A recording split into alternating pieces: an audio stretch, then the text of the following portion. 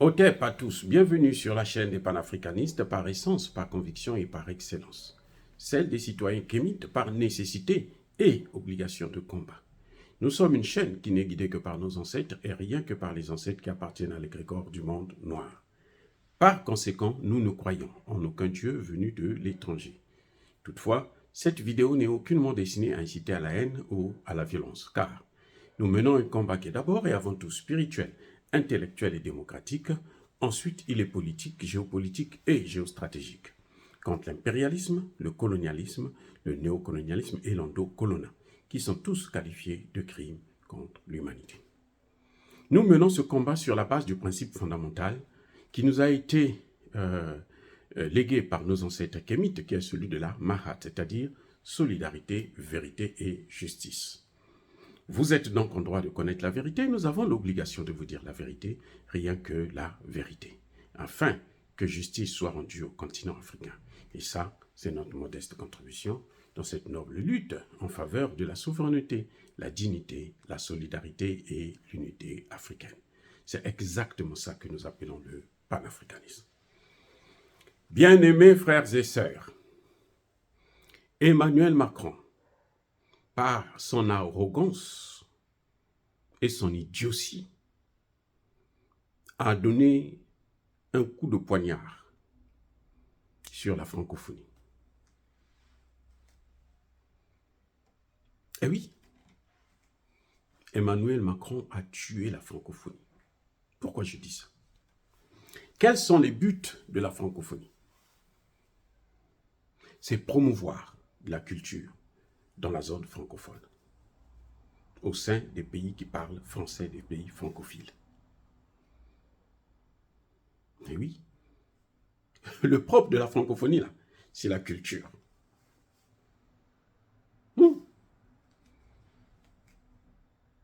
La francophonie, c'est la culture d'abord et avant tout. C'est pour ça que vous avez les jeux de la francophonie, et tout ça. C'est d'abord la culture. Mais qu'est-ce que Emmanuel Macron a fait?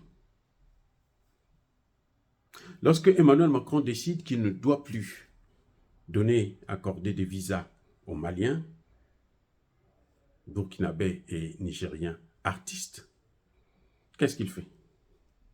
Il tue la culture. Bien aimés frères et sœurs, qu'est-ce qu'il fait là? C'est la culture qu'il attaque.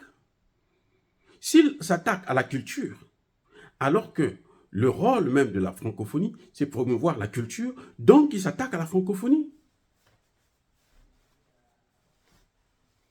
Bien aimés frères et sœurs, regardez comment ce type est complètement fou. Il est dingue. Il s'attaque à la culture, alors que c'est la culture qui est la raison d'être de la francophonie. La francophonie, c'est d'abord la culture. Quand on parle de la francophonie, c'est la culture. La langue française, la culture, la tradition, le sport, c'est ça. C'est les artistes d'abord, la musique dans la sous-région. Donc, en interdisant les visas aux artistes, mais M. Emmanuel Macron s'attaque à la francophonie directement. Il n'a plus besoin de la francophonie. Donc, il faut maintenant commencer par... les Africains doivent prendre des dispositions pour sortir de la francophonie. Parce que c'est une imbécilité. Si la France, à n'importe quel moment, peut détruire la culture des pays africains, francophones, mais la France est en train de détruire la francophonie. Alors, qu'est-ce que nous avons à faire avec des gens qui ne respectent même pas ce qu'eux-mêmes ils ont créé? Qu'est-ce que nous avons à faire là? Qu'est-ce que nous gagnons dans cette affaire? Quoi? Il n'y a rien. Il n'y a plus de raison pour justifier la francophonie là. Aujourd'hui, il n'y a plus de raison. Ils vont nous dire, voilà, l'ambassade a été... Sylvain Ité est resté au Niger. L'ambassade du Mali n'a pas été touchée. L'ambassade du Burkina Faso n'a pas été touchée. Pourquoi interdire les visas? Même les étudiants. Écoutez, même les étudiants, on leur a interdit les visas. Mais si les étudiants ne parlent pas en France, mais c'est tant mieux, ils vont aller en Russie.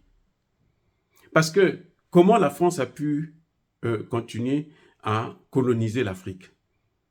C'est à travers les intellectuels, les étudiants qu'eux, ils ont formés. Ce n'est pas les étudiants qui sont formés en Russie, non. Les étudiants que la France elle-même a formés, les pseudo-intellectuels. Ces intellectuels qui apprennent à répéter les paroles des Occidentaux, qui n'ont pas d'imagination, qui ne sont pas capables d'innover, ce que j'appelle moi des intellectuels garage. C'est-à-dire qu'un intellectuel qui n'apporte rien à l'humanité, rien. Il y a des intellectuels comme ça. En Afrique, il y en a plein. Ils ont seulement le diplôme, de gros diplômes, ils sont docteurs, ils sont professeurs, mais ils n'ont jamais apporté quelque chose de nouveau à l'humanité. Zéro, rien. Ça veut dire que qu'ils aient existé ou qu'ils n'aient pas existé, qu'ils aient le diplôme, qu'ils n'aient pas le diplôme, ils ne servent à rien. Il vaut mieux avoir affaire encore à un illettré, un malafoutier, un agriculteur africain qui utilise, comment vous appelez ça, l'économie informelle, qui évolue dans l'économie informelle. Il vaut mieux avoir affaire à celui-là que d'avoir un intellectuel qui n'est pas productif. Vous avez quelqu'un qui a un 2A, qui a un doctorat, qui a fait de hautes études universitaires. Il est fier de dire je suis docteur, je suis ceci. Et quand vous regardez ses recherches, vous n'avez rien de nouveau, rien de bon à retenir. Ce n'est que la répétition. Oui, il va vous lire une tonne de livres. Hein. Il dit non, j'ai lu tel livre, tel auteur dit ceci, tel auteur dit. Il fait les résumés de tous les auteurs qu'il a lus. On s'en fiche éperdument de ça. Un intellectuel, quand on est un grand diplômé, on vient, on crée quelque chose de nouveau. On apporte une nouveauté. Comme je l'ai fait en apportant la théorie de la prévention des conflits.